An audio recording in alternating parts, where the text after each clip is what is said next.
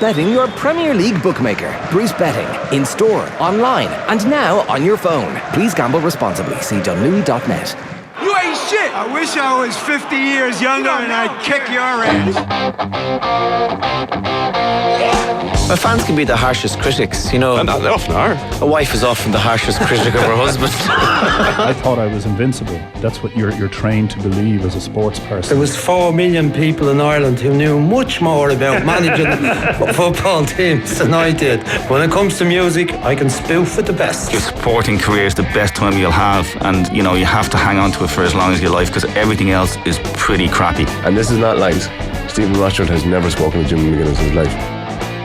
All right, you're very welcome along to our Saturday panel. We are joined in studio today by 3 referees, and we're going to talk about, well, whether it's a viable option for the vast majority of the population, the level of abuse that you have to take, and really give your side of the story, I guess. I'm delighted to be joined by Rob Harvey, who is a League of Ireland referee and recently been promoted with UEFA, in charge in the UEFA Nations League last week.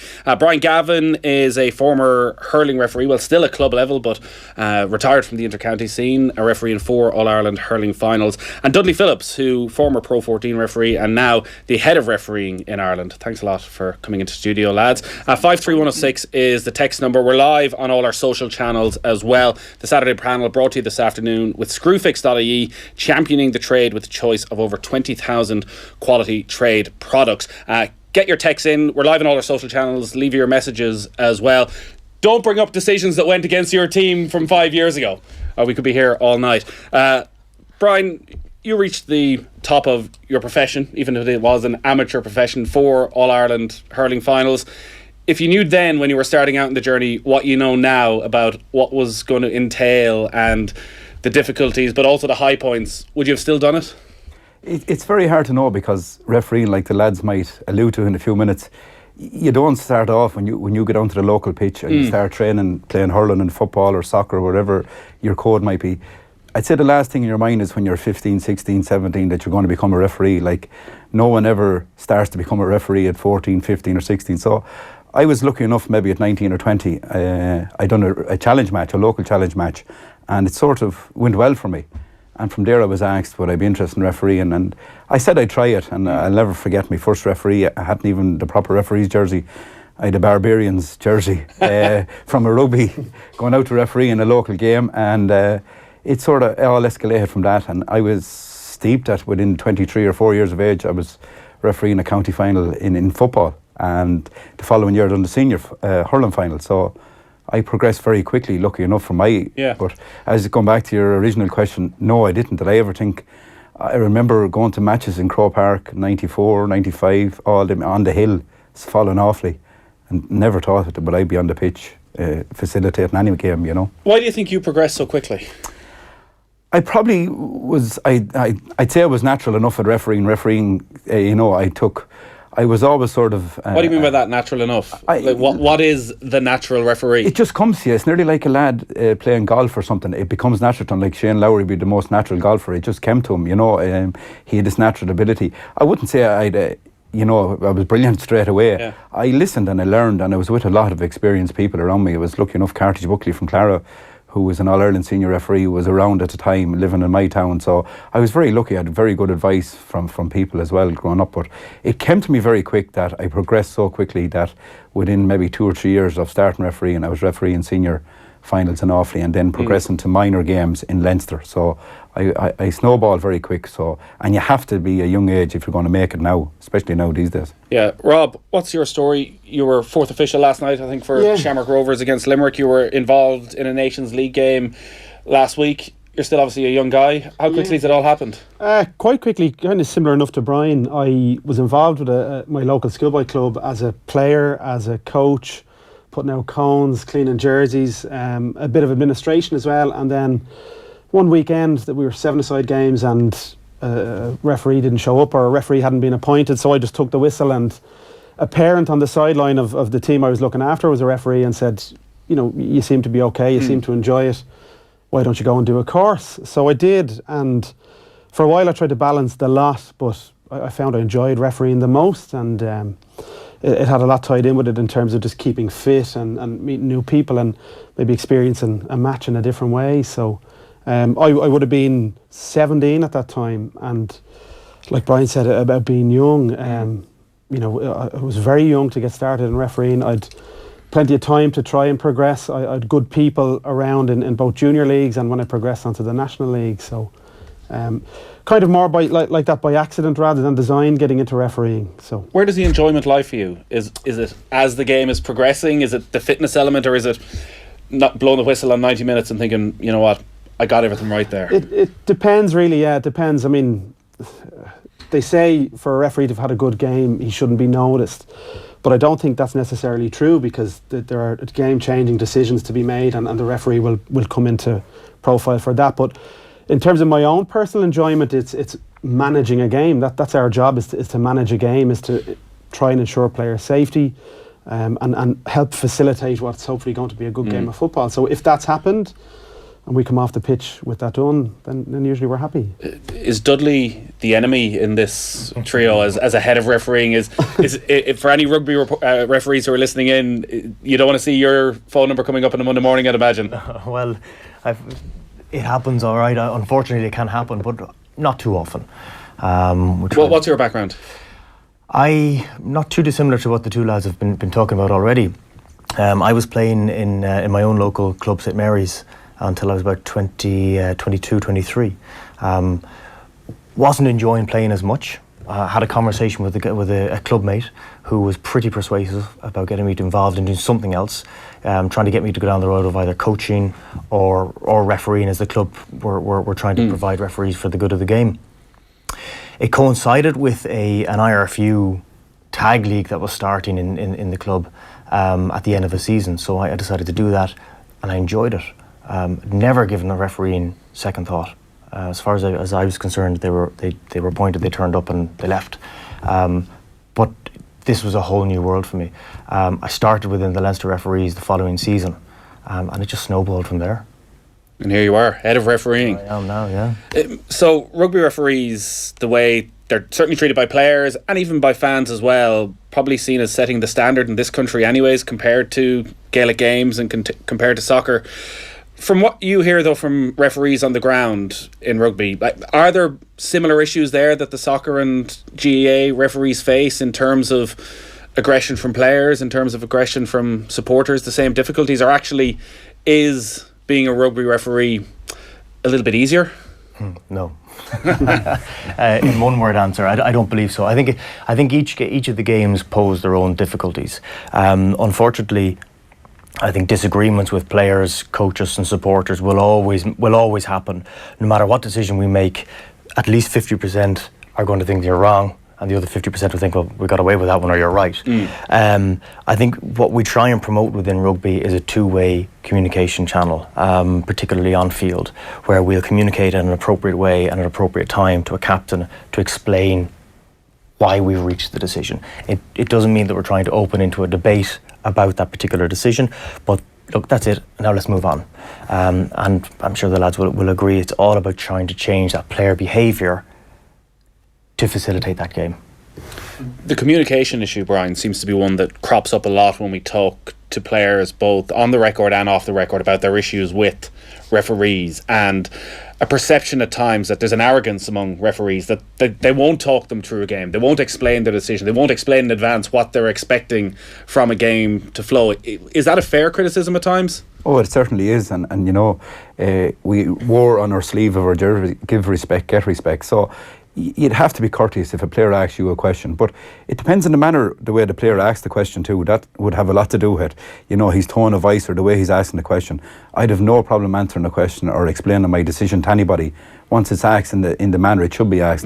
And sometimes that doesn't happen. So it has to be a two-way situation. The player and the referee have to have respect for each other. But, you know, going out to referee a game, I'd have full respect for the 30 players. I know the commitment after going through the training they're going through, so definitely. But you would get some referees who are a little bit arrogant, and you know, that's the bottom line. That's their nature. I'm not sure what it is, but it is out there. Yeah, we've had a couple of issues this week in Gaelic games. There was, I think you were on News Talk yesterday even talking about the issue up in Donegal, where there were reports that a referee was locked into his changing room after an under-14 game. Now, I know the club involved have come out and said it didn't happen, that it wasn't included in the referees' report, that they're understandably upset that this has been in the national media, where they say it simply wasn't the case. But a story like that actually didn't surprise a lot of people. And then we see the video footage that's come out last night of an intermediate game up in Tyrone, where there's a typical all-out brawl. There's 30 players, there's coaches, there's management. There's what seems to be a uniquely GAA problem, people hopping over from the sideline to get involved in the scrap as well. When you look around and as getting to such a high level as a All-Ireland final referee, and you're looking at referees in other sports, do you think GAA referees have it tougher than anyone else?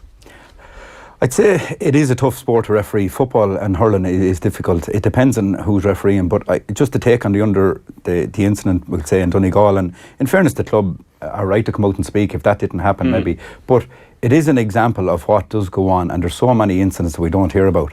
And I suppose the biggest problem is parents. You know, let's be honest about it. Parents and clubs have to take responsibility for the people that's on the pitch or on the sidelines. Like parents shouting in and just looking at a game for their team and don't see any other thing out there, only their child and their team. And managers to a degree and selectors as well, to think it's common to abuse a referee and shout in a referee. Now, the referee should deal with selectors and management, but it's impossible to deal with parents. You go over to a bunch of parents, how do you pick out someone that's after abusing you? They definitely won't give you the right name of who they are anyway. And then you have clubs. Clubs need to start having seminars and coaching education with the parents and everyone involved, between managers and selectors. And until we start doing that, we're going to see more incidents like this. Did you ever referee a game where you didn't get some level of abuse?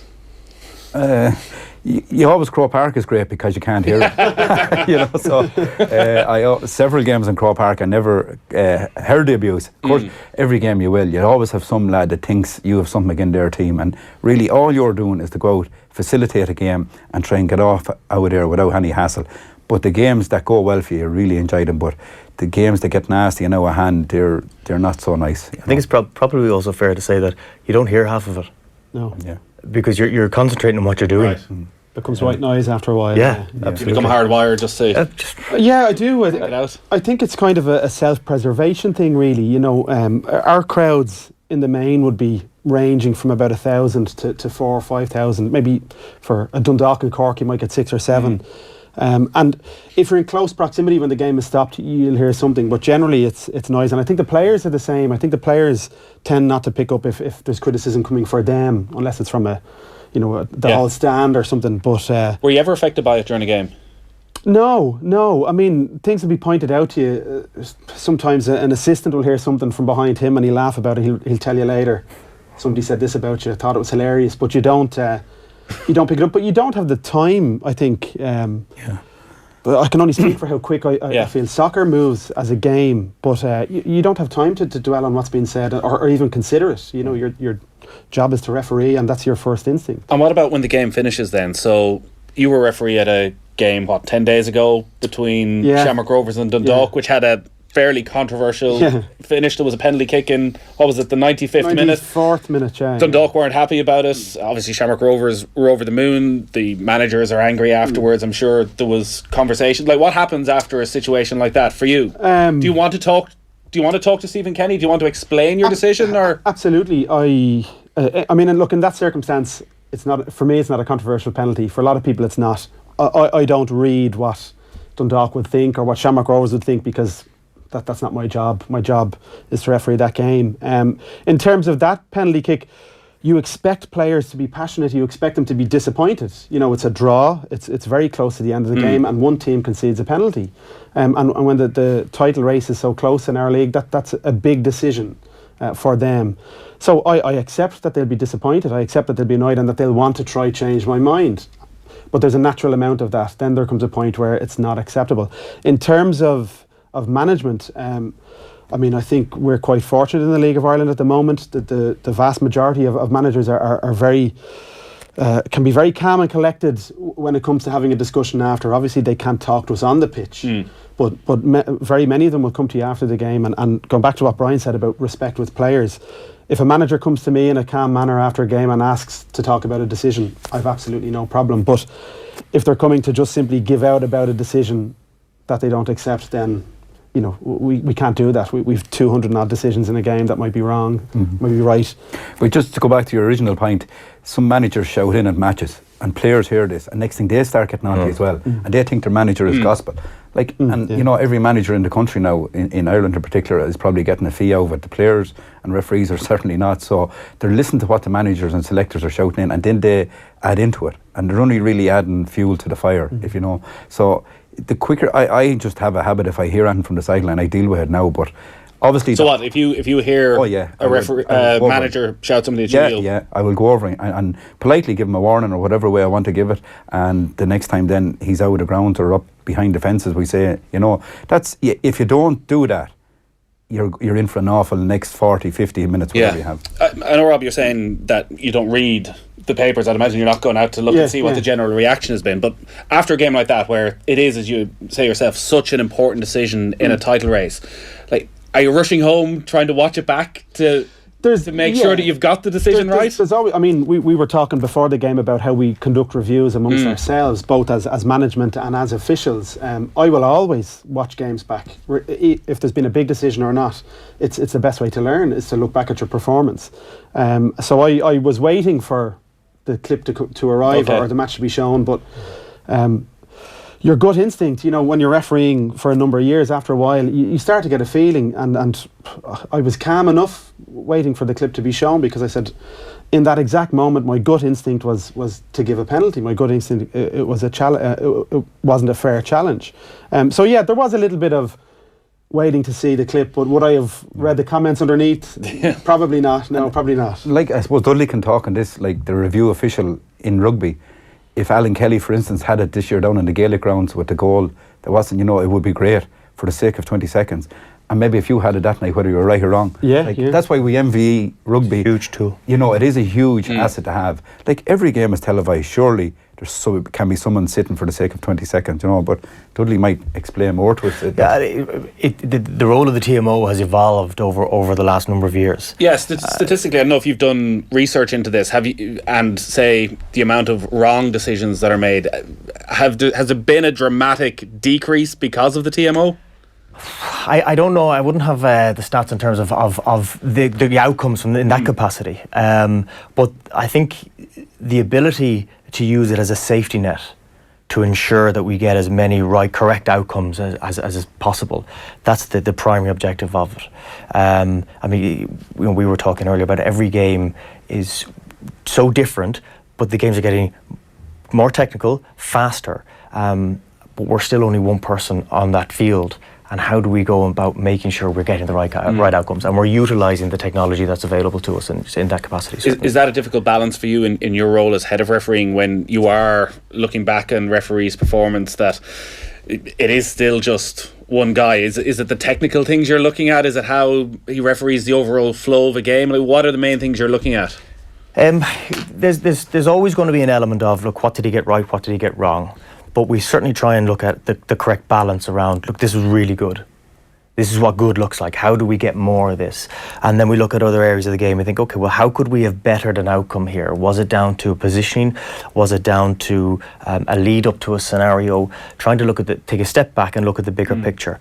From the professional game, I suppose we are very fortunate that we have access to all the footage. All the games are televised, and our referees will sit down on a Monday, will start their review process individually or within their team if they were working with a colleague over the weekend. They'll then review that game, acknowledge the good, the bad and the ugly, and then later in the day they'll each present it back as a wider group to the rest of the team. And that's every game? Every weekend we're doing that, yeah. Right. Yeah. Is that something that happens in the GAA? Look, we have come a long way in the GAA, and I'll be honest about it. The standard of refereeing, in my opinion, from maybe 2005 until 14, has been very good. And All Ireland finals, both hurling and football, have been excellent refereeing. Not because I'm involved, you know, but I think the game has gone to another level. But I don't feel we have gone to another level in the refereeing. And maybe from Croke Park, we definitely need to meet more often. We need to mentor, coach referees, and we needed to be positive on the clips we're showing referees at meetings. You know, the majority of clips. So how often would, and I know you're out of it a couple of years, but how often would you have met Roughly, say the elite group of 10, 12 inter-county referees for a championship season? You would meet in January for your pre-season fitness test, and you'd have a seminar that weekend.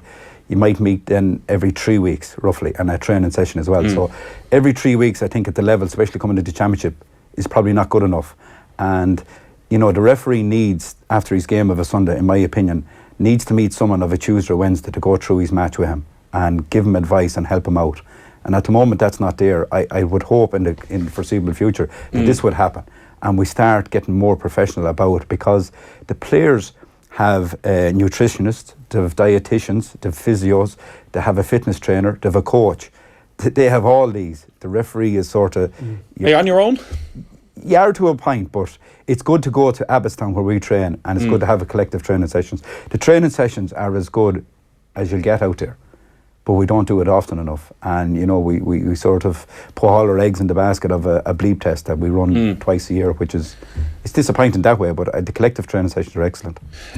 I guess with rugby, it has become so technical from a playing and from a refereeing point of view that when you are assessing every game, there's a huge build-up of data, and from the two sets of teams involved as well, that week in, week out, you get a sense of how a team plays. Is that a key part of what you're doing in rugby? The sharing of information, so that you know that Leinster try and do this, Ospreys try and do this, and you got a good build-up of knowledge by the time you go into the game. Absolutely, sharing of knowledge, sharing of the various experiences, and that's why we try and get the group review working in that capacity, where they can talk about, not to develop preconceived ideas, but it's to look at style of play that might give the game knowledge and the game understanding, the game management leading into a game. The guys will try and tie up their match review from a week by Tuesday evening, and then they're already starting into the next week. You know, as I said, we made reference to all the match footage to review their own games. They also have match footage to start preparing, looking at trends, looking at areas of the game that have been difficulty within the league, and how are we going to address it. Do you like your referees to talk to the two teams ahead of the game? That's up to the teams. That's actually, we offer ourselves. Okay. We offer ourselves to the teams, and they take it up or they don't. Because it definitely seems to be maybe more of a uniquely rugby situation, whereby when the referee announcement comes out on a Monday before the game, everyone goes, oh, it's Nigel Owens or it's Wayne Barnes, and we know that he has a certain way of refereeing the game, and that may not suit our style, and people would praise Joe Schmidt that he's very good at recognising what a referee does, and again, having conversations with the referees. So that's entirely up to the teams if they want to talk to the referee and get some advanced feedback of what he's going to be looking at. Absolutely. I mean, typically we would try and look for teams to talk about what they're planning to do, you know, and rather than, you know, we want to try and avoid this pinpoint, well, this is what we think the opposition were going to do. But in terms of whether the conversation takes place, the referees will make themselves available, and it's up to the teams to take it up or not. Yeah. It seems a very smart way to go. So if a team is trying something a little bit different at the breakdown that maybe the referee hasn't seen too many times before, they can clear it, you know that this is legal and the referee's expecting it. Yeah, absolutely. In terms of the one last year, I think there was controversy around the November test. England had invited in a South African official, maybe. I mean, just the question I would have on that is that something that is prompted from the refereeing body side, or would that be a request from a team to say... Yeah, you're right, it was November. I'm not sure whether at that stage there was nobody available from within the IRFU to provide somebody, and I think that the referee in question was already in London because he was due to be partaking. So I think that's how that came about. But certainly I know our 6 professional referees will visit up to Carton House around the international windows and partake when necessary or when relevant, because it's for the good of everybody's development. And I guess as well, rugby is very good at changing the laws in reaction to what's happening. Constantly, the laws are constantly being reviewed to address the change of trends. But I suppose, although it's very easy to look for a change, what are the follow-on consequences?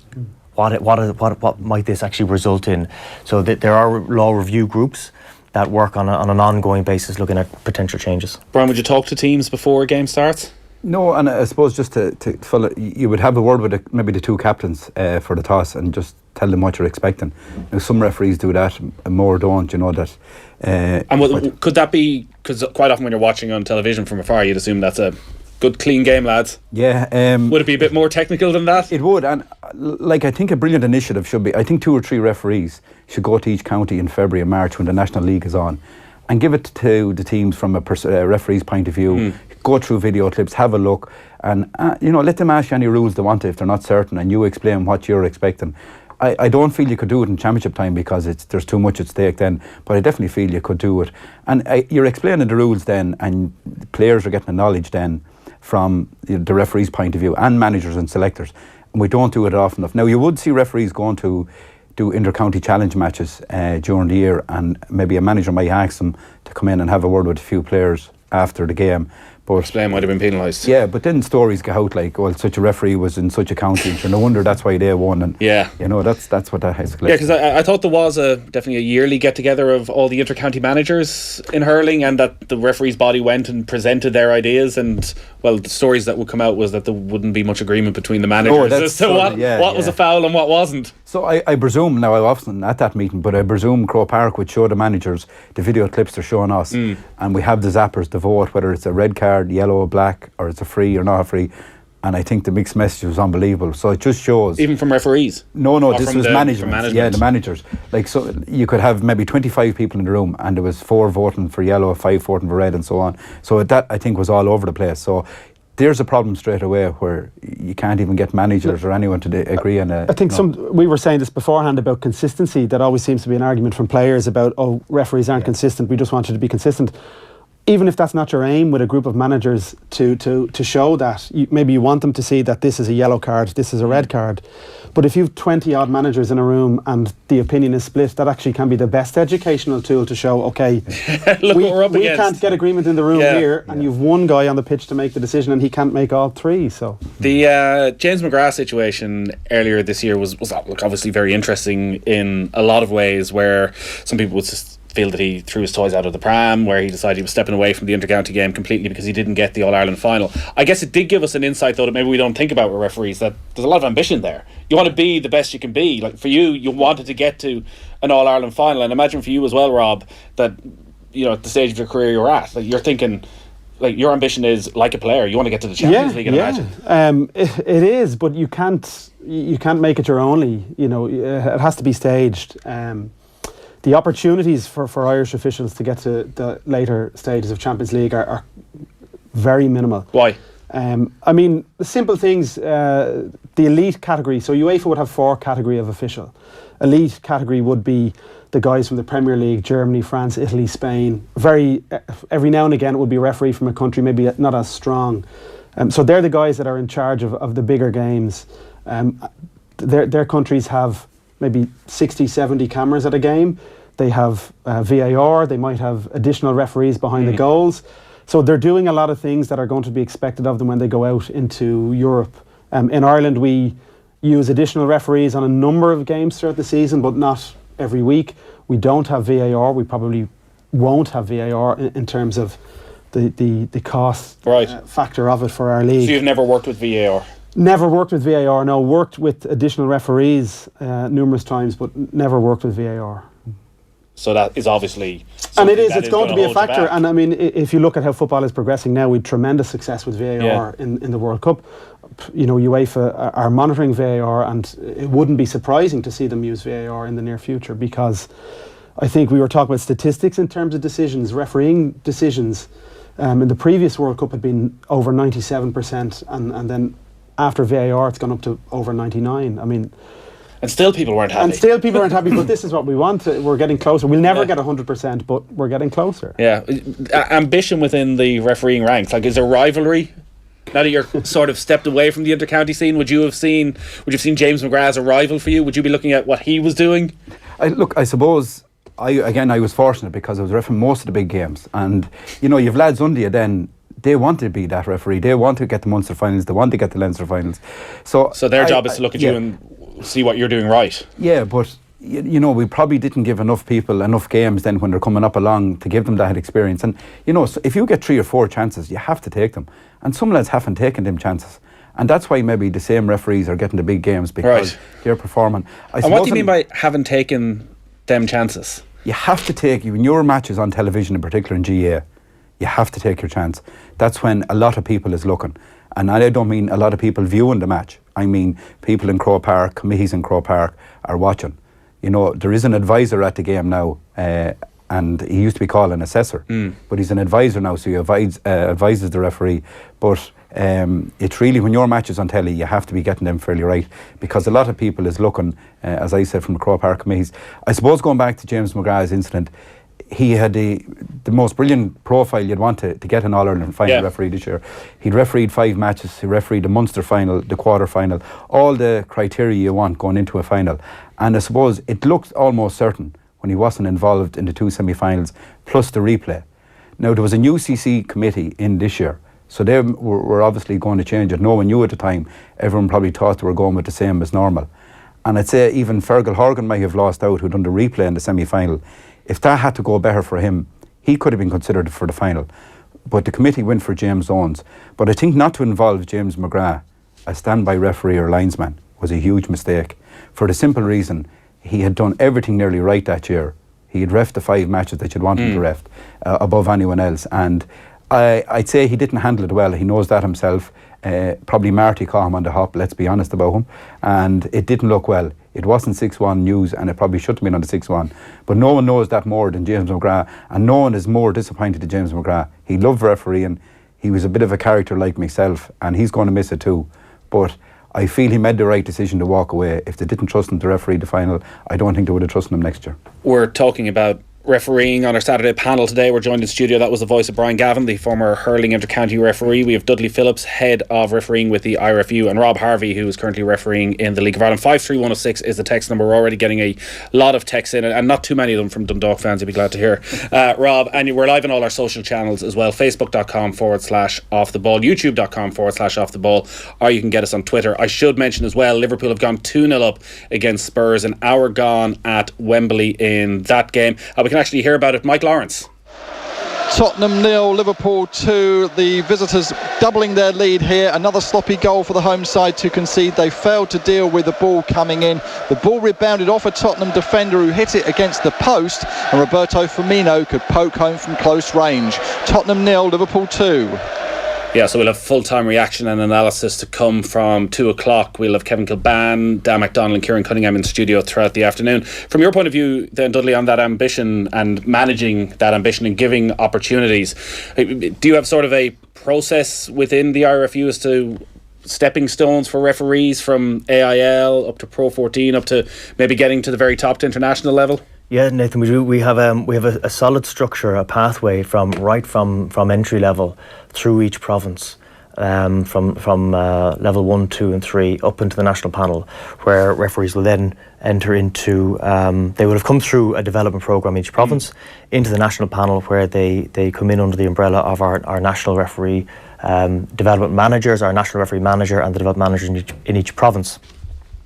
From there then, we this summer we sent a referee on a Pro 14 development trip to South Africa to take part in what they call Craven Week, which is all under 18 schools teams. Every game is on television over the course of 10 days. Fantastic learning opportunity. And that's the kind of stepping stone that we would like to put in place on an ongoing basis to help referees progress from the amateur game into the professional game, because at the moment the gap is quite big. And is that simply as you say, all those games are on television, that the AIL right now, aside from the final, I think probably isn't been shown on television, so they're not getting that sort of exposure? It's a huge step from... It's the exposure, it's the different culture, the different environment that they're having. They're coming out of their comfort zone, they're working with teams they don't know, they're working with other match officials that they don't know. He was working with a TMO that he'd never worked with before. So it's dealing with the higher expectations and a higher quality game as well. What are the biggest reasons you find for referees dropping out? At the moment, I think time. Okay. I think the demands, we've spoken today a lot about the game is getting faster, it's getting more, the demands on people in terms of training, the travel, family life, work life. It's a big demand on these volunteers. Is it an issue? Is it an issue in terms of getting games to go ahead, getting numbers? It is. It's a challenge for each of the 4 provinces, absolutely. And I think the job that the volunteers do to get as many games played is huge. I mean, we have an awful lot of referees who will run touch in an AIL game and do another game. Either on the Saturday morning or maybe on the Sunday to try and fulfil fixtures. I mean, one of our key objectives over the next number of months and years is not only just recruitment, but it's about the retention. What can we do to keep on to the referees that we have? And we need referees at every level of the game. Yeah. One of the questions that come up quite a lot from, I guess, pundits on television as well is that we don't hear from referees. So after you make a big decision, you go off home, it's written about in the papers, there could be hours. We look at Premier League games like this, if there's a big issue this week, they're now in a situation where they have former referees from 15 years ago commenting and making a decision on what the referee's done there as well. Would you have liked a situation, Brian, where after a controversial game you could come out and be interviewed by News Talk, by RTE, and explain what happened, or is that just creating another level of difficulty for you? Yeah, I probably wouldn't like that, but I would like what we did before in the GA, whereas Father Seamus Gardner, who was chairman of the National Referees, and also Mick Curley, just to mention too, that they used to come out of a programme of a Sunday evening, or actually it could have been Monday evening, and it would have been after chatting to the referee and getting his side of the story, and they would explain it over the airwaves. And it's probably something we don't do enough. And again, that's where the education and people looking in at matches is not there. And the same with managers and selectors. And everyone that goes to a game now seems to think to know the rules, but really deep down they don't know the rules, and that's why they feel free. So I would like to see someone coming out on behalf of the referee. I don't know if I'd like to see the referee coming out after a game. Yeah, I guess again it's different personalities, and if you opened it up, everyone would have to do it, and there's certain referees who'd be very comfortable in front of a microphone. The correct channels and the correct methods to explain perhaps a controversial decision or a very complex decision is the way to go in that capacity. What about like what we have in rugby and miking up referees during the game? Well, it does happen in GA, but you're mic'd just to the linesman and that now. They did have... we get access to that? Well, actually, there it is again, and we don't do it enough, and I'm not being critical, but like we had a great programme of All Ireland Sunday was called, and you could see the documentary, I think, with Marty Morrissey, Seamus, or Fergal Horgan, the referee, like, and people were texting in, and I was looking at Twitter and Facebook, the positive response. You know, and it's another understanding from a referee's point of view, so we need to do more of that. Yeah, actually there was a brilliant clip of, I think it was last year's FA Cup final that was doing the rounds as well. It was only a 3-minute clip of one passage of play, but it was 100 miles an hour from one length of the pitch to the other. And I think the referee had to make 6 different decisions, was having 2 separate conversations, one with his assistant referee, one with his fourth official, while sprinting at full speed. He gave a penalty kick against Manchester United against Luke Shaw, explaining, I think they were talking to the VAR as well, or the video referee. It was Phil Jones, I think, made a tackle. They were deciding whether or not it was an obvious goal scoring opportunity, but it was a tremendous short clip. There was a DVD, I think, in conjunction with UEFA in 2008 for Euro 2008. The name of it actually was Kill the Referee, which was interesting. But top marks to whoever came up with that one. But it followed them in terms of their training, their preparation, and then it was linked into their communication set. And it was great to hear it, even for me. At that time I was a junior referee, and just to watch it and learn from it. But a fourth official at one stage informing his referee that there was a storm coming, there's rain in the city 20 minutes away.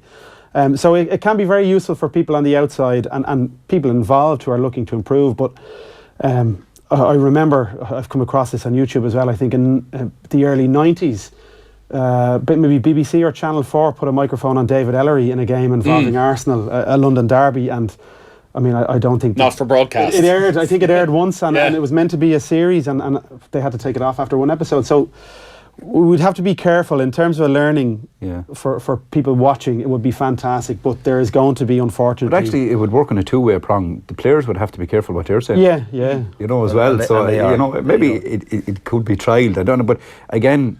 There's no you hear Nigel Owens, the amount of video clips we see of Nigel Owens, and everyone can hear it. Like, you would be envy of that. Well, the clip of Johnny Sexton that went around of Johnny saying to the referee, I know you don't like me, but you're going to have to talk to me now. And actually, I don't want to speak on Johnny's behalf, but you get the sense when he's spoken about it that there was almost a touch of embarrassment, that he forgot for a moment that actually this was going to be picked up by everybody else. Everybody forgets about it, because it's so accepted in the game now. It's the norm. It's no longer the new thing, so everybody forgets about it. Yeah. A lot of text coming into 53106 on this. I would have liked to be a soccer referee when I was younger, but I was put off because I don't know how they do it. In the army years, I've been at many local league games where the referee has to lock himself into his car after games. How do they manage that hostility? Is the text from Des. So there's a lot of positives, there's a lot of great opportunities for refereeing because I guess more opportunities than ever. There's more games and probably a struggle to get referees, but the downside, have you found yourself in situations where you're frightened by what might happen? No, unfortunately for me I haven't, but I have been at matches where a referee was being followed into the dressing room. I was in a tunnel one day in a certain venue where the door was kicked in, and you're just wondering, how is that happening in this day and age, that you leave your home at 9 or 10 o'clock in the morning to drive maybe 3 or 4 hours or wherever you have to go with your umpires, or if the lads are on their own, and you go out to do the best you possibly can. You don't go out there to let yourself down. You don't go out to hate any team. You go out and try and do the best you can. And to be chased off a pitch, and some lads have been struck at matches, and let's be honest about it, and that's no nice place to be, and it's the nasty side of it. And in GA in particular, maybe in soccer, it's going to have to stop eventually, because that's where you're not going to get anybody to do it. I was just going to say, Nathan, unfortunately, regardless of the code of sport it is, if that's the general attitude why people won't come into the game, the sports can't continue. We need a continual new conveyor belt of referees of all ages to come in and cater for every single sport. There's matches being called off every week with no referees. A match in Offaly 2 weeks ago, a team was on the way to a venue and they got a phone call. It was an under-17 match and they got a phone call and they had to turn back. There was no referee. What's the support like then from the FAI, from the GAA, when issues like that, when you've seen them, when you hear about issues of referees being attacked in some way, is the appropriate response there from the authorities? Or at times you feel like you're left hung out to dry? As we talk about Fergal Horgan, he refereed All Ireland only in 2017. He was struck a game in Kerry after the full-time whistle.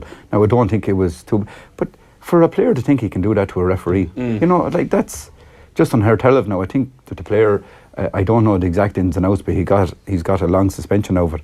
But again, he made it very clear that day that was the last puck of the game.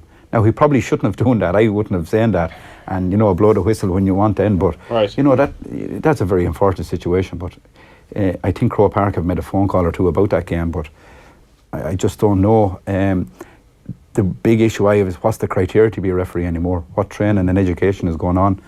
County boards. Well, do you want to expand on that then? What? Well, if you take in Offaly, which is just for an example, in March or April, there was 11 lads brought in, new referees. They'd done a course over 3-week periods, which was about 2.5 hours a night. That's about 7.5 hours roughly going through the rule book. Now they're out refereeing. Sure, that's where's the coaching and education for them lads? They're just thrown out there and help yourselves, lads. That's in a lot of counties. Now, some other counties are very good at trying to mentor refereeing and improve it. But that's just an example, and that's in a lot of counties. And it's just why, there's pressure on the club to provide a referee, and if they don't, they get a fine. So they get any lad to do the course, and next thing he's out refereeing the game. And he hasn't a clue because he isn't even trained. That's the bottom line. I guess that's part of the difficulty for the governing bodies, is that you need people to get involved. You need to make it a painless enough process of being able to become a referee. But then if people see that the standard is pretty low because people haven't got the proper qualification, that affects everybody. I think one of the fears that we have is if clubs are put under too much pressure to provide referees, they'll throw names. We'll just provide somebody. We have to get the right people to take up the whistle, regardless of the code. And it is an obligation of each of the codes to correctly educate and train them so that they are going out at an appropriate level to referee the game that they're refereeing in a safe and successful manner. Hi lads, I took up refereeing in Waterford this year, and the behaviour of players, mentors and supporters is absolutely disgraceful, particularly at underage level. Little respect for refs, and in fact it's the norm and sometimes a tactic to abuse the referee. Everybody wants you to let the game flow until their player is fouled. It's an impossible job with very little support or goodwill. No name from that person, but does that all ring true? Yeah, it does. You're getting away from cliches, but quite often we say a fan will see two decisions. He'll see the one that goes for his team and the one that's wrong. And again, that crosses all codes.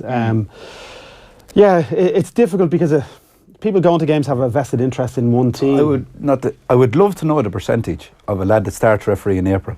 How many of them survive within 1 year?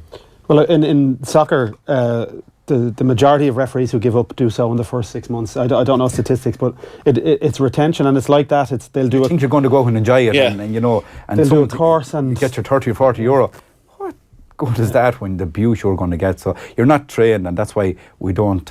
What do you find, Dudley, in terms of the drop-off rate over that first 6 months or so? It can be quite high, because I think, as Robert just said there, is it what an individual thought it was going to be?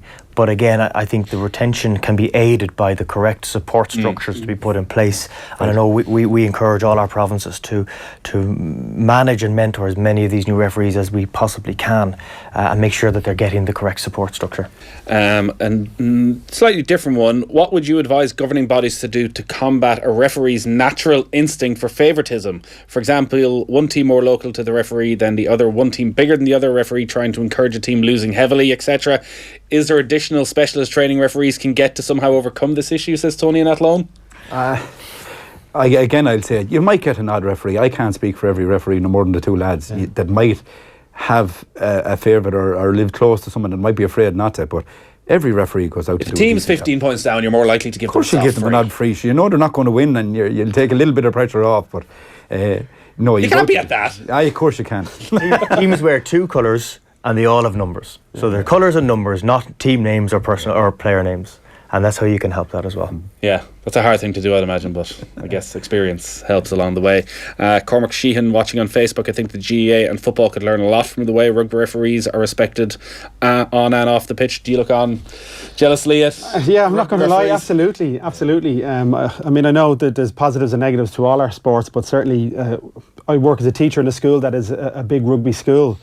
And I'd often go out and just even to try pick up things from the rugby referees, but the respect, and what do you pick up in terms of how they manage? I mean, if you look at how they deal with certain decision making, even how they deal with people on the sideline, can be interesting, and you can always learn something from other sports. But certainly in rugby, it's not just respect from players; it's respect from referees to players also. But the big problem is it's cultural in Gaelic football and in soccer. It's from rugby at the very start, when a young kid goes out to throw a ball for the first time, it's instilled in him. It's part of the game. Yeah. Whereas in soccer and in Gaelic, it's not. You know, it seems to be there's an amount of it is allowed, an amount of it is acceptable.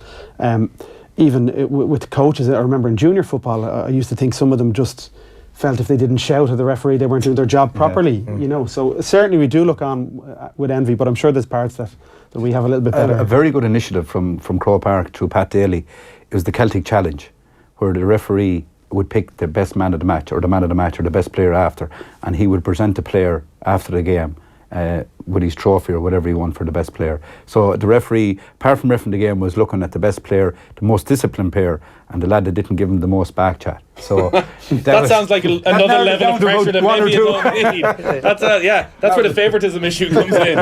Lads, great stuff. We got a huge response to this. We'll definitely have to come back to it again over the next few weeks. Rob Harvey, very best of luck with the coming weeks and months. Brian, you're still involved at club level? You're still enjoying it? Yeah, chairman of Clara GA Club and still refereeing both hurling and football and Offaly. So and co-commentator as well now for Midlands. Right, yeah. And do you let the referees away with murder? Or is there every refereeing performance a good one? Sure. Look, it's hard when there's a microphone in front of you sometimes. It's very difficult, but I'm sort of learning and educating myself. I'm learning every day. I try and give it from a referee's point of view too. So. And Dudley Phillips, IRFU Head of Refereeing. If anyone's listening in and wants to get involved, is it through your local club, through the province? Each of our provinces has a referee department. So that's the best way, or on the Irish Rugby website. All right, great stuff. Thanks a lot for coming in, lads. That chat will be up on offtheball.com or any of our social channels if you want to have a listen back, if you have any interest in getting into refereeing. It's still Spurs 0, Liverpool 2 at Wembley. There's 12 minutes remaining there, and it is the Premier League that is our focus for the rest of the afternoon. The Saturday panel on Off the Ball. Thanks to Screwfix.ie, championing the trade with a dedicated call centre. Listen back to your favourite News Talk shows at newstalk.com and on the News Talk app. When you're a first-time buyer, it's first things first. So when finding a great low fixed rate is all that matters right now, Ulster Bank's new First 5 mortgage has you sorted.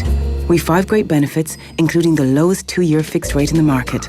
Just search Ulster Bank First 5. Ulster Bank. Help for what matters. Lowest rate claim source bonkers.ie, 29th of June 2018. Maximum loan to value is 90%. Security and insurance required. Product fees may apply.